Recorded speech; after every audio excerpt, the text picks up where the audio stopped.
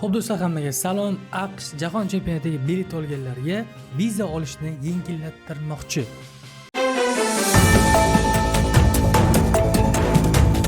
Demak, bu ma'lumotni siz Qalampiruzda yoki Kunuzda ko'rgan bo'lishingiz mumkin.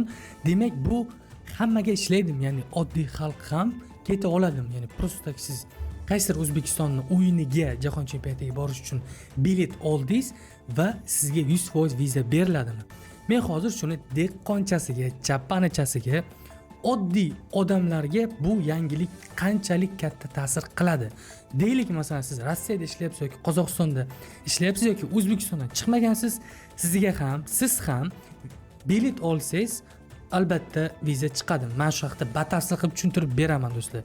Bu asli kim uchun, qanaqa yangilik?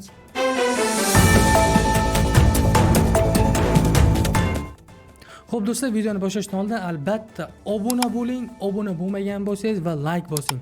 Sababi meni ko'rayotganlarni 88.2% obuna bo'lmasdan ko'ryapti ekan. Bu kontent yaratuvchilar uchun juda ham nohaqli do'stlar. Prosta obuna bo'ling, like bosing, timbol YouTube. Bir so'm pul to'lamaydi, lekin bizda reklama yo'q. Agar reklama bo'lsa-ga, qanaqa biznesingiz albatta reklamangiz uchun orqada joy bor.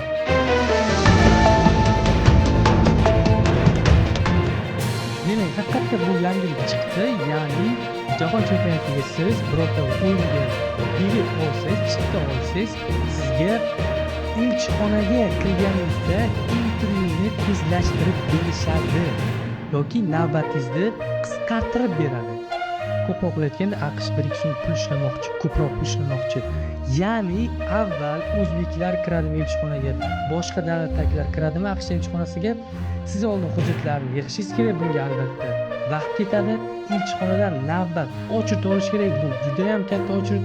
O'zbekistonda bilasizlar, green card yutgandan keyin 6, 7, 8 oy, hattoki 1 yilda ham ochirib kelishi mumkin. Shu sababdan ham mana shu ochirishni qisqartirmoqchi. Qachonki siz Jahon chempionatiga bilet olsangiz, bilet kamida 500-600 dollardan boshlasa kerak.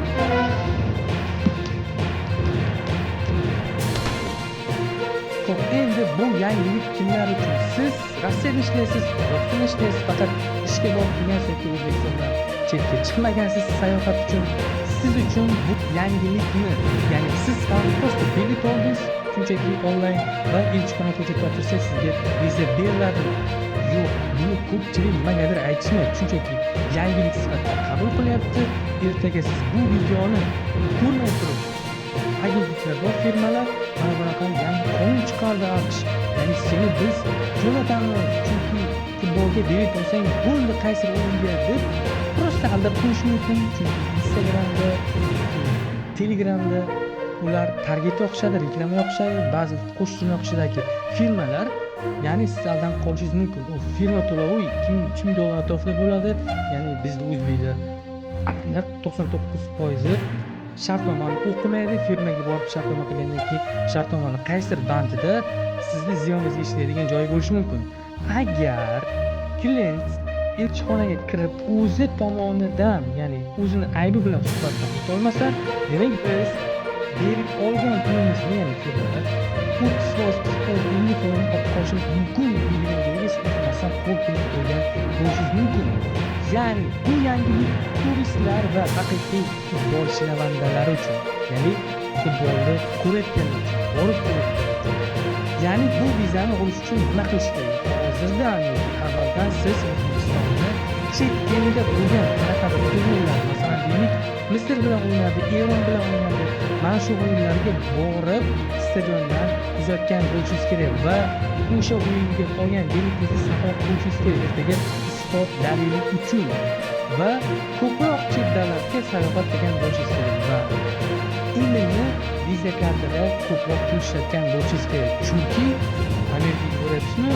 Albatta Amerika bundan manfaatdor bo'lishi kerak. Ya'ni turistmisiz? Xarajat qilib, bilasizlar, biror davlatga sayohatga borganingizda даже svit uchun, suv uchun, aviachipta, mehmonxona biron qilasiz. Hammasi pul. Ya'ni turist hamma davlatga foyda keltiradi. Shu jumladan Amerikaga ham. Ya'ni bu katta narsa, katta proyekt jahon chempionati va shuning uchun ham ko'proq odam kelishini xohlayapti. Biletlar otib kallasidan narx bo'lib ketadi. Shuning uchun ham risk qilishdan oldin, birorta bir firma bilan shartnoma qilishdan oldin o'ylab ko'ringlar. Viza istoriya bo'lishi kerak. Viza istoriya bu viza tarixi. Ya'ni siz boshqa davlatlarga yuqorida aytgandek borib kelgan bo'lishingiz kerak. Yoki juda qattiq fanat bo'lishingiz kerak va O'zbekistonda oxirgi 1-2 yildagi o'yinlariga, chet davlatda bo'lgan o'yinlarga borib kelgan bo'lishingiz kerak do'stlar. O'shandagina sizga shans bor. Bu yangilik shunchaki turist bo'lmagan yoki O'zbekistonning o'yinlariga 10-15 ta o'yinga chet davlatga chiqib kuzatmaganlar uchun emas. Mana shu narsani nimagadir ko'pchilik aytmaydi do'stlar. Shu bilan birgalikda do'stlar, yangilik chiqdi.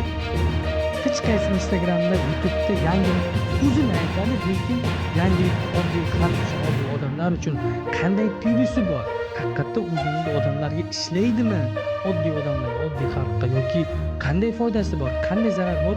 Deyarli menimcha hech kim tushuntirib bermaydi. Va siz to'g'ri YouTube kanaldasiz.